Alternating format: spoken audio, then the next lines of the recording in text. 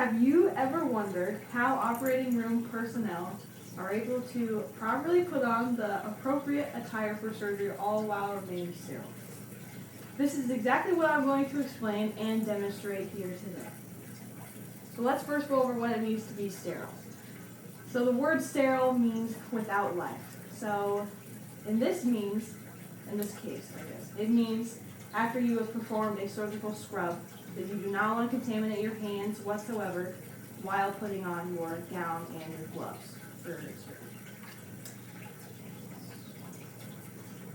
You do not want to contaminate yourself because a contamination to your hands would be detrimental to the whole surgery because you are the one that touches everything in the surgery, and a contamination would increase the risk of infection to your patient, which could also be fatal. So here's my setup. This is a sterile area. And so after you have set this up, you would then go to a scrub sink and you would perform a surgical scrub. And that normally lasts between 4 and 5 minutes. And it goes through each one of your crevices on your fingers and your hands, the back sides of your hands, all of your fingernails, and then your arms all the way up past your elbow. So after you have performed that, you would open up your sterile packaging and you would make sure that you have enough room between yourself and your field, and you would grab your gown. Just take a step back so you don't touch your field once you have grabbed your gown. And when you're holding it, you want to make sure that the neck here is facing you. And you put your hands in like this, and then you want to just let the gown fall.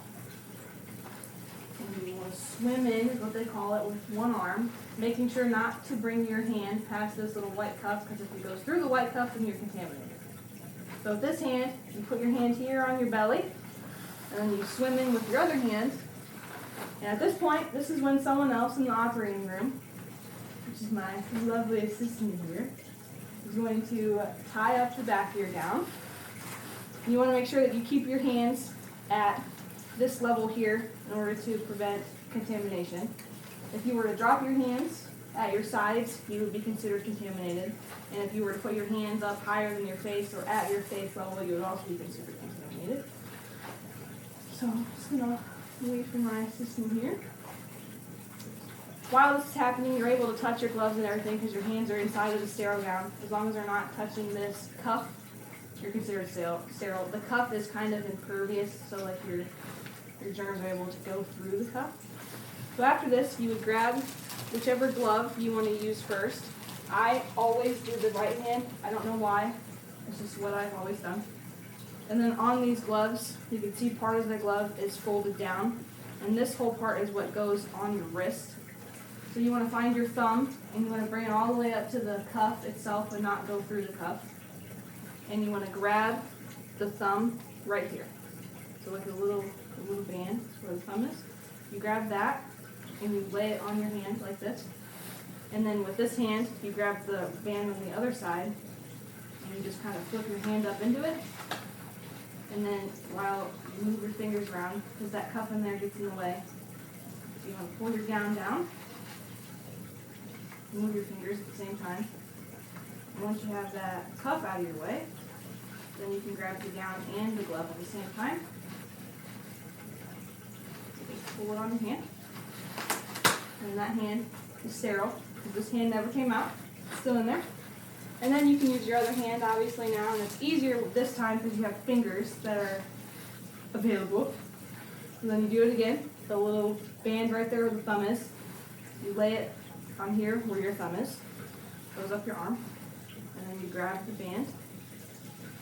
And you flip it. Move your fingers around.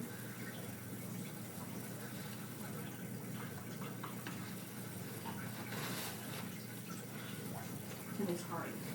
Because sometimes the hands are still wet from the scrub. So once you get that on there, you wait for someone to be available in the OR. A lot of times it's very busy, so you just have to wait, and you just kind of wait for someone to come up to you, and you pass them your card. And this is the part where you spin. You spin and you grab the string without touching the card on their hand, because that's what they were holding, and they were not sterile, so that would be a contamination if you were to touch the card on their side. And then you tie it up.